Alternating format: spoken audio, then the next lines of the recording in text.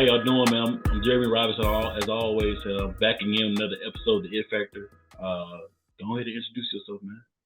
Hey, what's going on, everybody? My name is Eric Johnson. I'm originally from Fayetteville, North Carolina, the creator of In the Smoker Financial Coaching. And then I'm also a co-founder of a company called Commander Lifestyle. Both companies are dedicated to helping people become better with their money. I'm a Marine Corps veteran, did 6.5 years, graduate of the United States Naval Academy, played football there. I majored in robotics and control system engineering. Man, I done a lot, seen a lot, and now I'm in a position where I just enjoy talking, working with people, helping people, and inspiring them to be better. Because I realize that in this world, there's a lot of people who don't push themselves because they don't have anybody to believe in them. So my goal is always to be that person that can believe into somebody doing something they want to do. Definitely. And with that, man, I say, how are you doing mentally, physically, emotionally?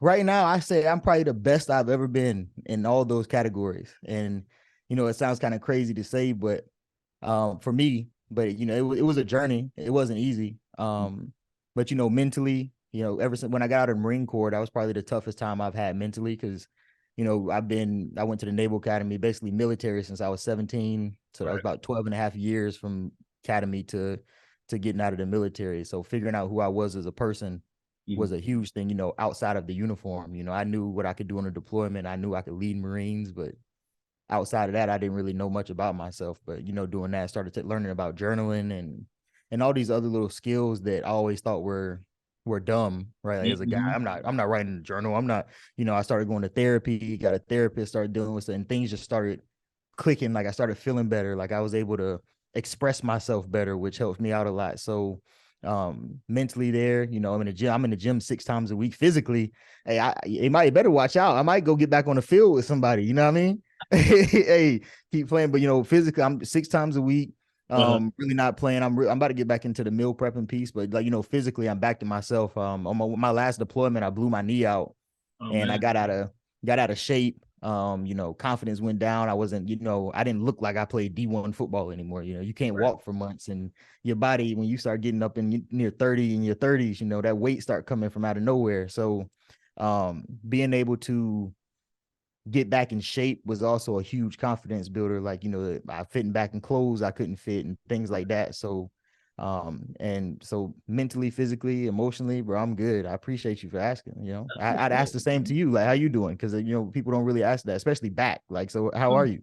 I'm doing good, man. I'm doing good right now, man. Got a symposium coming up, right? Just did a big episode yesterday with Chris Paul, so that was dope. Ooh, Yeah, man. So that was good, man. And also just my wife happy, man. So that's always good for me. And yeah. just being able to do stuff, man, keep motivating people, man. That's definitely. So I'm good right now, man. I'm good at play. I'm in a good place. I'm at a 10, man, right now. Believe it or not, for a long time I'm at a 10, man, because I feel like life is going and doing the right thing. Definitely. That's what's up, man. That's good. That's good. I love to hear it. Another black man doing good. Yes, indeed. So one of my questions, man, and seeing you from years and following you, what led you to the United States Naval Academy and also the Marines, bro? Like, what made you do that? Man, so I actually never had a plan to do anything with the military. Okay. When I was getting recruited for football in college or in high school for college football, I was, getting recruited, having different conversations, and the Naval Academy, West Point, those schools popped up, and I was like, Naval Academy, like, you got to go on a boat in the Navy? I don't want to do that. Like, that's all I knew was they were really going to be in the military, but I had never heard about how good the schools were because it just wasn't. Those aren't the type of schools that are discussed where I'm from, So, what I really paid attention to was how certain staff members and certain people that I respected responded when I brought up the school name. It was on like a like Naval Academy, and I'm like, oh, why they ain't doing this for North Carolina Central and Duke and like all these other schools. I would expect them, but that school gets a different response from everybody across the board. And I really just started talking to people. They played D1 ball, so I was like, all right, cool. I wouldn't be giving up too much there, but people also spoke about how much opportunity you would have after going to the school. And at 17, I'm like, opportunity. Like I haven't really had the perspective to know like what a good how to evaluate big opportunities like that. But I knew that at a minimum, I saw people who didn't go to school and the lives they were living. I saw the people who went to school wasted their time and how they were living. And then I started meeting some people who went to schools like that or to that school and how they were living. And I was like, oh, whoa, whoa, whoa, there's a difference. Mm-hmm. So I ended up going to the academy. And then while I was there, I really didn't know anything about the Marine Corps. I had my first time really becoming involved with the Marine Corps was at the Naval Academy. And it was just seeing them. I didn't know that we even had an option to join the Marine Corps. And all the people, all the leadership that went out of their way to take care of me, to make sure I was good. They were finding me if they heard I had issues before, like I even, had issues, and making sure I got the issue solved. And I was like, wow, they look great in uniform. They getting all the best PT scores. I'm like, yo, who are these guys? And these are the guys that I want to be with. Like they taking care of me. All these things, they're the standard. And I noticed that everybody, unfortunately, that I saw in leadership positions in the Navy, they kind of just existed. But everyone in the Marine Corps made it a point to make sure you knew that they were the best. And I was like, yeah, that's the energy I'm on. So that, and then my kind of aggressive physical background, I wanted to go into the Marine Corps and do so. I wanted to go be in the woods and go, carry rifles around and do the cool stuff. Right. And that's what that led me to. I was a combat engineer officer, so we do demolitions, explosives, obstacle breaching, building obstacle, all kind of stuff. Very in depth MOS, but it was a great time. Like I don't regret anything, any part of it, but it was not planned at all. Got you. But that'd be the best things out of life though. Stuff that's not planned. Because I definitely can't say like going to Clark Atlanta University and then being able to go to Northeastern up in Boston. Like I got a full ride to go to that school, man. And I was like, dang, I never would have thought me being from South Georgia that I'd be going to Boston and then coming back and be able to work at the places I don't work at. Like man, I'd never imagined it, man. But it all started with me, believe it or not, taking an internship in Alabama at NASA, man. And like from that, it spiraled everything else that I had been able to do. So that something that you didn't plan out doing, it always comes out good, definitely.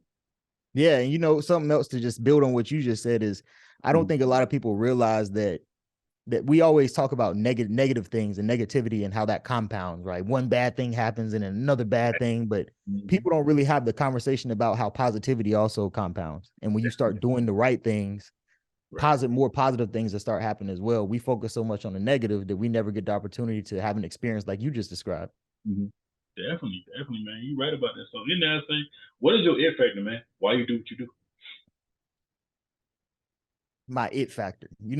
If I had to just pick one thing right now, I'd say one thing above all is I'm a leader. Like I feel I can take a group of people from different backgrounds. You give me, for instance, my last company that I commanded in the Marine Corps, I had 342 Marines with like over 45 different job responsibilities that I was responsible, making sure things were getting done. And I had to stand a company up or like build a company from scratch, taking Marines from all different types of places, getting them to get that camaraderie so that we can focus on executing missions in support of the battalion mission. And, even now with my fraternity, the bros, like if something needs to happen, like I can get people, yo, this is the vision. This is where people need to go. This is why we're doing it. And like everybody get on the same tune. I get them, they understand why they're doing it. They understand the value of it. And like, they also respect me because they see me doing the things that I'm getting them to do. People know that I'm not going to tell anybody to do anything that I'm not doing personally myself. They see it. So typically I don't even have to say it. So I say my it factor is leadership. If I can get in front of a group and something needs to get done, I guarantee you it's going to get done. That's dope, man. That's dope. And also, I can see that from your page, man. Even with you, with the financial instance of everything, bro. When I seen it and you watch your videos, the biggest thing is why is it so important for blacks, man? It's an open topic. Like, why is it so important for blacks, bro? Finances, man. Because bro, me and my wife, we became homeowners at probably like 26, and like everybody in the family was like, "Y'all ain't married yet. Y'all ain't this and so." But now we married with a home, bro. 3 years equity building up. Yep. So it's a lot of things I don't have to worry about. The people that I have seen in my family, not saying I'm better than anyone, but as far as financially, it's like we look a lot different because of not in doing those things. Yeah, so there's a lot of reasons why finance is important for Black people. But I don't know how much time we got, but I'll start with a couple. So one, opportunity. So if we don't have our finances together, there are a lot of opportunities that come in life that we just will not have access to. Definitely. And I think as a unit, a lot of us wait so much for other people to do something for us, to give us the leg up, that we rob ourselves of the, like, we'll start doing, it'll take us 10 years to do something that should have took us, maybe a year, just through doing it. Like, for instance, education. Like, one of my biggest things that I try to do on my page is educate people, because how can you, like you just say, you bought a house. Well, if you don't know the process of buying a home, how can you make sure you're fully prepared to buy the home? You hear stories all the time about people, even if you have the finances, right? Down here, there's a story, for instance, there was a guy who was 2 days from closing on his home, and he went and financed a boat, and that changed his debt to income ratio so much that 2 days before his home closed, he couldn't buy the home, all because of a decision. If he was educated, he wouldn't have had to do. And so many other things. People talk about, another thing is like teaching through fear. How many times have you probably heard throughout your life when people talk, oh, credit's bad, credit this? Like, if we don't understand something, we teach people to fear it. But fear is not the answer. Education is the answer, because credit, just like anything else, is a tool. But credit is no different than me telling you to go grab that bandsaw in the garage and cut up the wood. If you don't know how to do it, you're going to hurt yourself. Right. And it's the same concept. So we have to educate ourselves, and we actually have to care. Like, we can't continue to have this YOLO mentality, because as we keep focusing on material things and the luxury things and trying to look like we have it more than we actually have it, we just continue, like, it's another day that we're behind, and that compounds and compounds and compounds. And then we sit there and we reach retirement age and we have nothing to show for it. Shoulda, coulda, woulda. I should have did. Yeah, shoulda, coulda, woulda. And it's like, no, but you can. And we tell us, oh, it's too late, or and I think another thing is, like, we have to get over these limiting beliefs. I have so many conversations with Black people who, before we even start, they tell me why they can't do something. And that's not, huh? It happened to me, man. Bro, do you know, doing this podcast, I tell this for all type of Black professionals, but they see somebody that came on, oh yeah, I ain't there yet. I don't know if I'm gonna be a good fit for that. Why would you think I'd reach out to you if I didn't think you were a good fit? But I want you to think you're a good fit, though. I want you to think. But it's simple as me interviewing you. You can't even. Yeah, people turn down stuff so much, man. It really like grind my gears, because it's like I want the best for our people. No, absolutely. And it starts with us really wanting better for ourselves. But we can't just want it. That the big piece that has to happen is we have to take action behind that want. Right. And there's a lot of people, you go walk down the street and ask 50 people, and they all tell you something they want. But I bet you less than 10% of them are actually taking the actions necessary to get what they want. And that's the problem. Everybody wants to be debt free. Everybody wants to be financially free. Everybody wants to be wealthy, but very few people are doing actually what it takes to be in those positions. Right. So we have to learn to prioritize money over all these other things, over the partying, the fun, the socialization, because there's I don't know if you ever heard of Maslow's hierarchy of needs. But so, like, the base level is, before you even start focusing on relationships, which is the next level, you have to get your foundation in order. You got to be financially stable. You got to make sure that you got a roof over your head, food. None of these things are in jeopardy, because one of the things that I've learned is that people do it out of order. They focus so much on trying to build and focus and maintain relationships that they never, like, those things pull them away from being able to get their money together. Every time you go out to focus on a relationship, you spend money you didn't need to spend in. So now what are you doing? Now you're racking up credit, you're putting yourself in a bad position. But what you should be doing is stabilizing yourself as an adult, getting some things in order so that you can live the life you want to live, and then you go build the relationships, because then you can responsibly add to those relationships. You can add that value. You can participate and not have to worry about, oh, I don't know if I got money to cover my part of the bill. Like, all of these things can be prevented, and you can really build some genuine relationships when you can actually are in a position to really contribute to them. Right, man. You draw some real knowledge there, because I feel like a lot of people not only need to hear that, but they need to adopt that as a lifestyle, because a lot of people do jump out with the forefront. I gotta have this. I gotta look this way. I gotta do this, and people gotta like me. And it's like, they ask me that with podcasting, man, all the time. If you like, how you always been doing this since 2019, man? It's been up for you, man. I'm like, bro, to stay consistent is not hard. It's how you think about it. It's how you approach it. I approach podcasting different from anybody else. I even look at some famous podcasts that I do it better than, man. Yeah. Because the way I'm going after the people it's a genuine approach. But also I believe in it. A lot of people don't believe in themselves, man. Yeah. Like, nah, I ain't got it. I ain't gonna be able to do it. I'm gonna try it, you know. And it's like, hey, that's you. After a while, people like me and yourself, we'll be like, you know what? That's y'all. Y'all got it, man. Okay, Yeah. cool. Cause after a while, I'm gonna try to keep building into you, but otherwise, like, you know what? I'm gonna take a seat back real quick, man. I'm gonna see. You know? No, and you got to, because that's one of the things I had to learn is I was focused so much on trying to get people to hit the levels that I knew they could hit, and I was getting upset with them because they weren't doing what it took to get there. And I had to reel myself back and say, hey, I can't want it for that person more than they want it for themselves.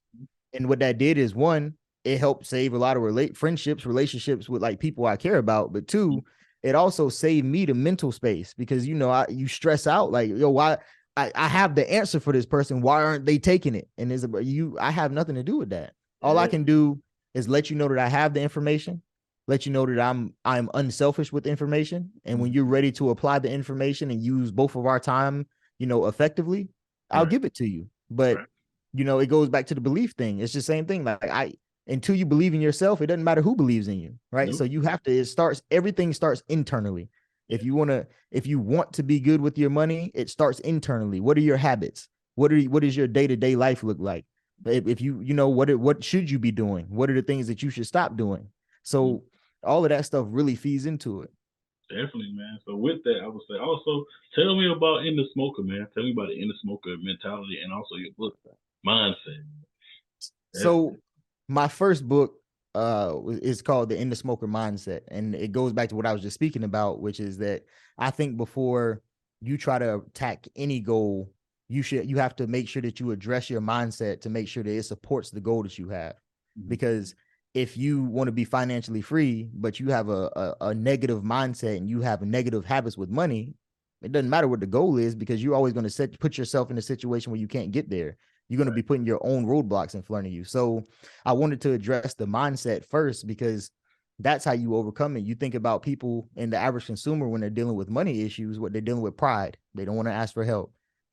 They can't hold themselves accountable, which is a huge one. Self-accountability is huge. We talk about accountability partners, but accountability partners there maybe 0.1% of the time that you're actually doing the stuff you need to do. So the onus isn't on them, it's on you. So they aren't really humble, right? You gotta humble yourself to be willing to be like, yo, I don't know what I'm doing and I need this help. Right. And they aren't educated. And a lot of people are like, oh, well, we weren't taught this in school. I didn't have this. And it's like, my response is always, you're correct. They don't teach this in school when they should. However, excuse me, hold on. But however, that's not an excuse anymore. We live in the information age. So if you ask any of these same people, when a concert's coming up or anything, the first thing they do is go on their phone and go to Google. So if you can Google the fun stuff, then you can Google what a APR is. You can Google, what it means to be the difference between debt freedom and being like financially free and financially independent. You can look up how credit works.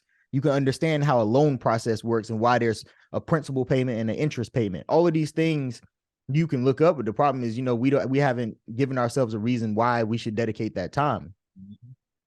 You're right about that. So, really addressing them. So the book, I address the mindset that holds us back from being financially free, and then I introduce a mindset that people can adopt in order to start chasing financial freedom.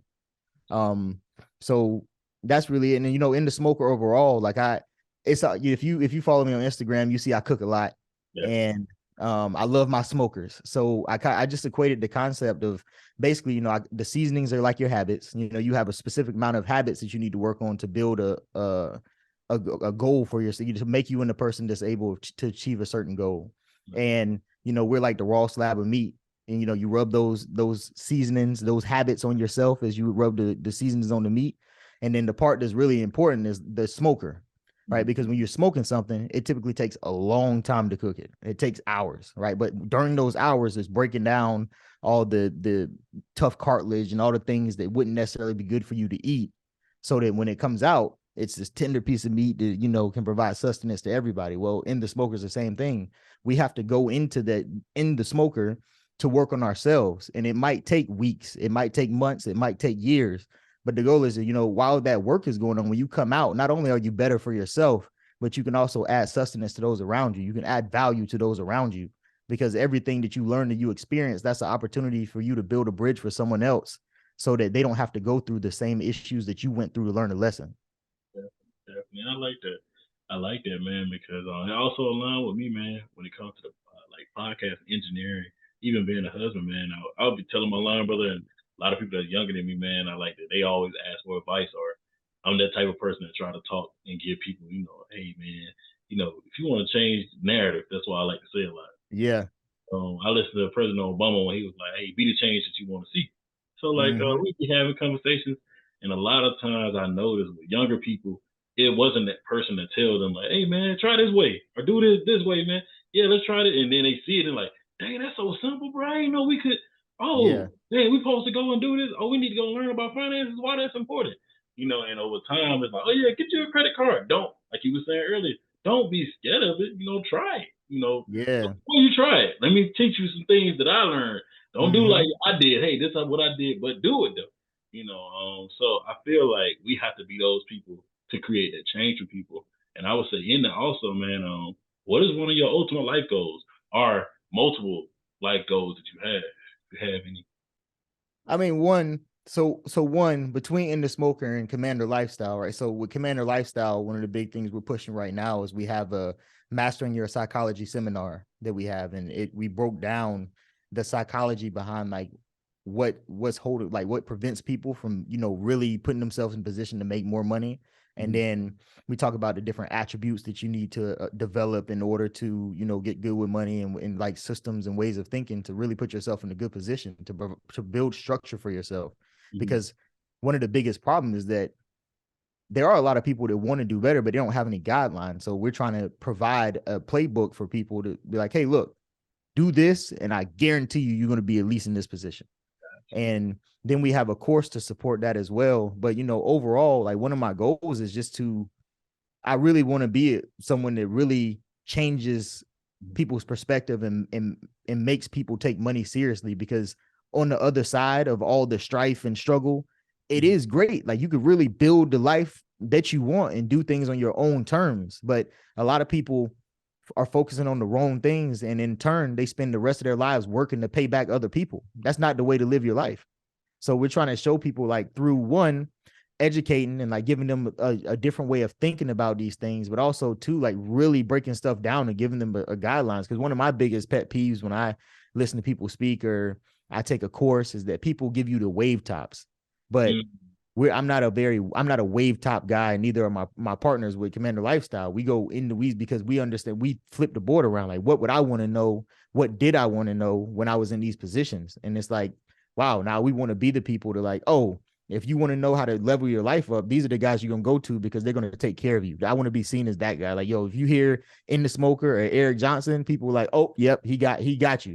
Yeah, he's gonna tell the truth. He gonna tell we're gonna come in here and learn something, and it's gonna help make change. It ain't, oh, this is what you can do. This might work. Just like, hey, this is more than likely gonna work. It's work for me. Yeah, and just giving people advice that they can trust, because one of the things that I've noticed that people deal with is they don't like asking people for help because they don't have the right people around them to give them the answers. The people that are giving them answers are also people that haven't done the things that they're asking questions about. So you can't take advice from a person on how to make $100,000 that has done nothing but lose it. So you have to surround yourself, and like I want people to be like, yo, if I don't have anywhere else, I can go to this place, and these people are gonna take care of me. They're not gonna tell me something just because they're trying to get paid or they're trying to do all this stuff. Like, they legitimately care about our success, because I believe in group economics.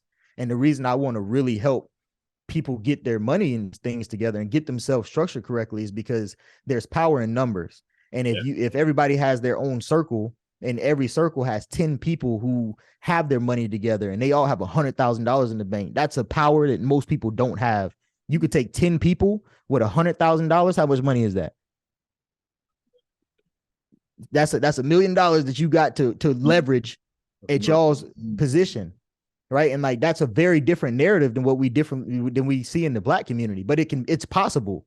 But we have to start doing these things sooner. We can't keep waiting until we're 35 or 40 and realizing that the club ain't it no more and trying to play catch up and then blaming the system about why we're in a bad position. No, we have to take that self accountability and it's like, no, it's my fault why I'm in this position.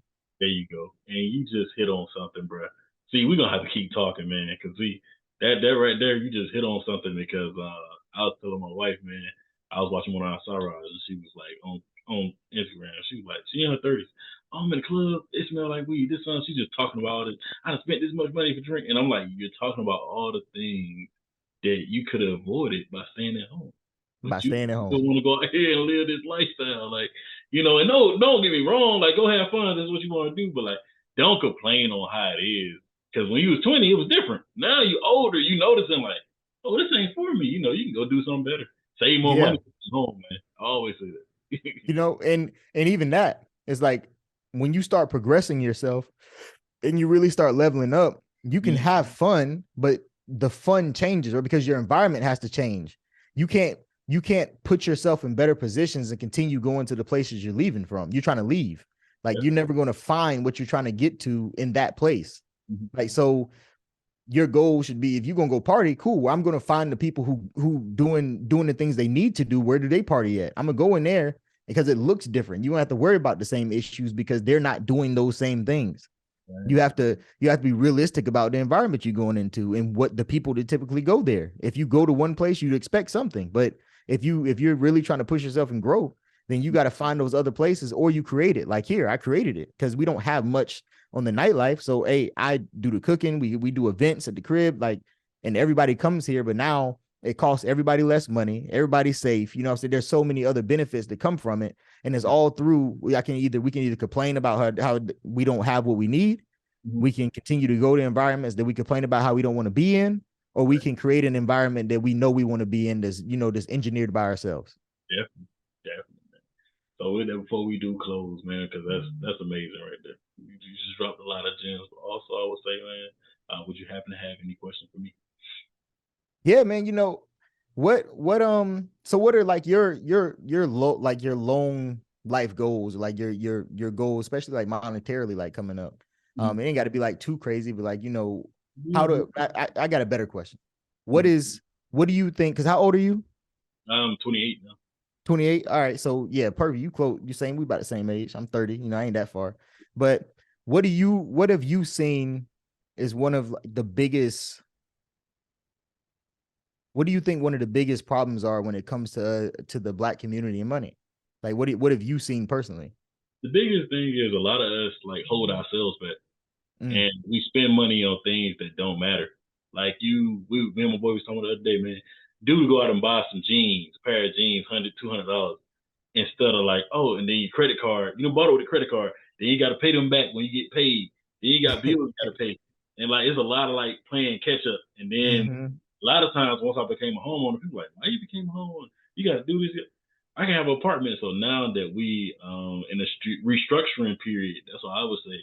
And recession, a lot of people rush and say, "Dang, I should have got a house when y'all got this son." So, and I feel like a lot of people waste time by saying all that instead of Mm-hmm. executing it, sitting down. Hey, Jeremy, hey man, how do you got this house? Look, what I got to do to get a house or buy some property, or what can I do? And like, let's sit down, like you said, let's sit down and get some people together. We can rent out a house together. Shoot, other nationalities do it, but a lot of us have that pride getting in the way, Right. man. Like, I can't stay with Jerry. They grown. What are they gonna think about me? What's somebody gonna think about you when you buy a duplex with your friends, man?